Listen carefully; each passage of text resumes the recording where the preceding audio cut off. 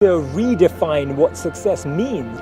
Let's not make happiness and success about the size of our homes, but about the size of our heart. Let's not make it about gratification, but gratitude. We speak about being healthy and our well-being, but we act more like human doings than we do like human beings. And therefore, instead of to-do lists, we need to-be lists. Instead of thinking about what you want to do, think about who you want to be. Do you want to be more self-aware? Do you want to be more conscious? Do you want to be a better person? Do you want to be a difference in the world? Disconnecting from all these identities and understanding the identity that we are wired for generosity and we're wired to serve, and only in service can we be happy. See, and there was a great article in Wired about this, about how we're wired for generosity.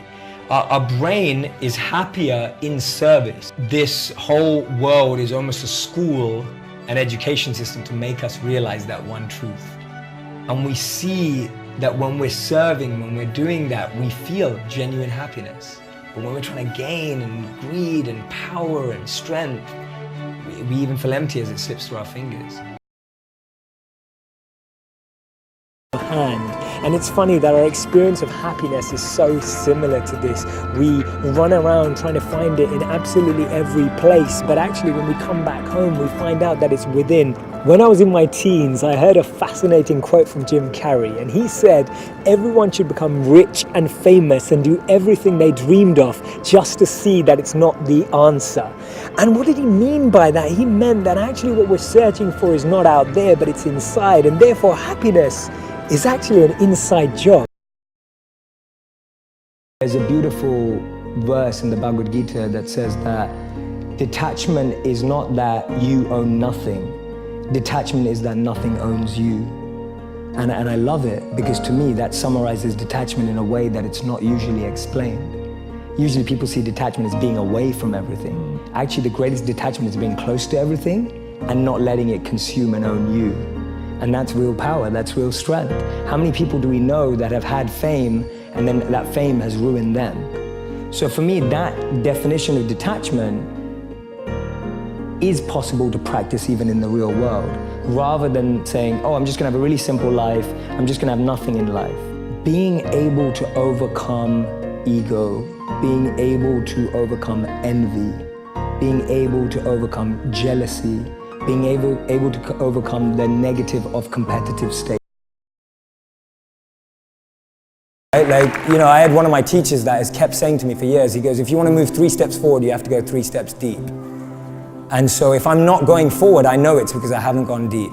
So for me, that's a big priority for me, and that's what I try and do when I try and do that every day, but I also believe in immersive experiences. So a lot of us today, we live in this world which is like 10 minutes a day. Do it for 10 minutes a day, everything will be great. And that is great, there's nothing wrong with that. But imagine you spent, with a boy or a girl, your partner, whoever it was, someone that you just started dating, imagine you spent 10 minutes a day with them. How long would it take you to figure out whether you wanted to fall in love with them or not? Probably a long time. And so when you go immersive, if you spend a weekend away with someone, you know whether you like them or not. And meditation, mindfulness, all these habits are the same. The more you immerse yourself, the more you get an experience that stays with you, the more that you can live with that experience and keep going.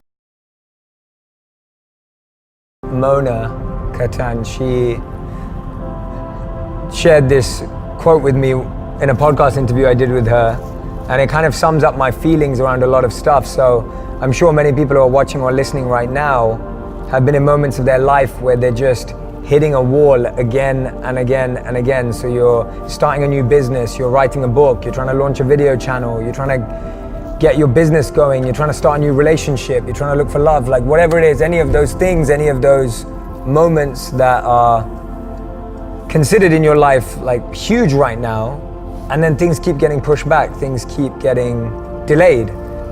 And when Mona shared this with me, it stuck with me and it sums it up. But when we get delayed, usually our mind goes, oh God, like I'm just getting further and further away. Like we rarely feel like we're getting closer.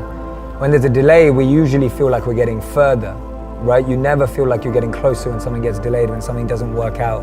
And so I look back in my life and I look at all the times when things don't work out or didn't work out, and even now they don't work out. So you're always going through that process. And it's so easy when things don't work out for you to think that, oh, this is never gonna work out. And so we make a permanent assumption on a temporary emotion, right? We make a permanent assumption on a temporary emotion. So we say things are never gonna work out just because they didn't work out today. And delay after delay after delay just makes you feel like it's never gonna happen. But this one thing's really sticking with me right now, and it's that inside every delay, there's a blessing. And when I think of it that way, and I look back, I'm actually super grateful for every single delay that came my way, because it led me to something bigger and greater. And I think that's what we forget, that we think delays are leading us to something smaller, but delays can actually lead us to something bigger if we're aware, if we're open, if we don't judge them. Something we all feel today, and the biggest pressure I think we feel is we're rushed by other people's timelines. We're rushed by the success and achievement of people around us, or we're rushed by the supposed success and achievements of others we see on social media. And the biggest thing I'd say is give yourself permission to take time. Give yourself permission to recognize that living your passion and creating a purpose takes time. For some people, they've waited till 30 or 40 or 50 or 60. We want it to happen in our 20s, but your best years are yet to come. So it's by a philosopher and writer named Cooley. And he said that today, I'm not what I think I am. I'm not what you think I am. I am what I think you think I am. I'm not what I think I am. I'm not what you think I am. I am what I think you think I am. So we live in this perception of a perception of ourselves. Hence, my identity is made by what my parents think I should be. My identity is made up by what my college or university thinks I should achieve. While you're living in that bubble and that echo chamber, getting to what you really want to do is impossible, because maybe that just doesn't fit. And I think so many people feel that way today, that they don't fit into the current education system. They don't fit with the 3 or 4 or 5 careers that you're taught exist. First requires being exposed. You can't be what you can't see. If I never saw a monk, I would never have wanted to be a monk. If I never meet a billionaire, I wouldn't want to be one, because I wouldn't know what that feels like. I don't know what it looks like. I don't know what it takes. And I think that's the biggest challenge of our society, that we're not exposed. So that's the first step, being exposed to unique experiences and role models. Second step is finding that experience or role model that you're passionate about, and exactly like you said, taking it seriously. Shadow them, network with them, spend time with them, observe them, even from afar. It takes in order to make wealth. Then we sacrifice our wealth in order to get back our health. We're so anxious about what will happen in the future that we don't enjoy the present. The result being, we don't live in the present or the future. We end up living feeling like we're never going to die, and then die never having truly. That the most powerful prison is one when you don't even know that you're locked up. See, the suits are our uniforms, our cufflinks are the handcuffs, our ties are the chains, our boss is like the guard, and well, our cubicles are our cells. We always remain empty. Our LinkedIn resumes are more interesting than our actual jobs. Our profile pictures are the happiest we've been in a long time. We live for the weekend, but then end up feeling weak. We count down the next 50 weeks, knowing that there's another 50 years. We count down for the next escape, knowing that there really isn't one. Because even when we're away from our desks, our minds are still there with the checklists in our heads. And we don't have time to eat dinner together, so we end up eating out of takeaway boxes, not realizing that the TV box takes away from our relationships. We eat on the go, meet on the go, we even sleep on the go, and then wonder why everyone cheats on the go. We're told it's normal to have a 9 to 5. I mean, actually, sorry, it's a 9 to 9. And it's fine if you don't get enough time with the person you love it took you so long to find. It's normal to work late nights for that next holiday. We work 11 months in a row for 1 month of leave with pay. Hey, who came up with that? First thing that we teach them, the first thing you learn at monk school is learning how to breathe. I said, why? He said, because we're taught that the only thing that stays with you from the moment you're born to the moment you die is your breath. And he said, notice when you get stressed, what changes? Your breath. When you get angry, what changes? Your breath. When you're sad, what changes? Your breath. When you're happy, what changes? Your breath. Every emotion is experienced with the change of the breath. So he said, when you learn how to navigate and manage your breath, you can actually navigate any situation in life.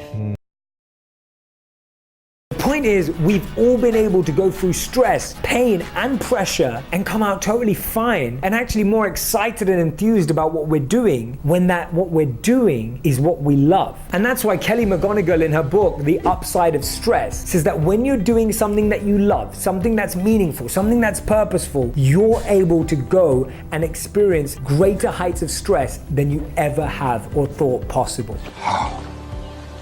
How is this possible? That means that you can actually take way more stress and pressure than you even believe when you're doing something you love. And even if you know what you love, you've had that experience, why are you not doing it? I know why, because I was there too. It's this thing called risk, or maybe it's fear, or maybe it's worry, or maybe it's security. And those are all valid reasons, if they were the real ones. The number one reason why we don't is because of these. The golden handcuffs, they're real. We're so dependent on that salary, the money that we've got used to, and lifestyle that we're willing to trade what we really love and want for what we think we need. Remain grateful for absolutely anything we have. Robin Roberts said it perfectly. She said that if we threw all our problems into our pile, we would rush to grab our own back. And when we start with gratitude and see everything as fortune and grace, we're able to receive much more deeply. And number two, let's help those who need it. Let's not be mad that the world isn't helping them. Let's see what we can do. Compassion is key and empathy is essential. And that's one of the reasons that I focus so much of my life in trying to help those in need. And it may mean that you're in a space in your life where you feel you can't currently help anyone right now, but I guarantee you that there's just one person out on the street today that you could impact, that you could change their experience at least for a moment. Remember what Gandhi said, I was sad because I didn't have any shoes, and then I saw a man with no feet. It puts everything into perspective. There are two things we should never have to chase: true friends and true love. People make time for who they want to make time for. People text and reply to people they want to talk to. When someone tells you that they're too busy continuously, believe them. Don't try to convince them otherwise. Don't try to force them to make time for you. If they want to, they will. Love is blind because the only time we fall is when we're blinded. When you fall in love too fast, you think you know their dreams, but you just know their plans. You think you know their heart, but you just know their mind. You think you know their past, but you just know parts. Let the right person show you that they're the right person. Don't just give away your trust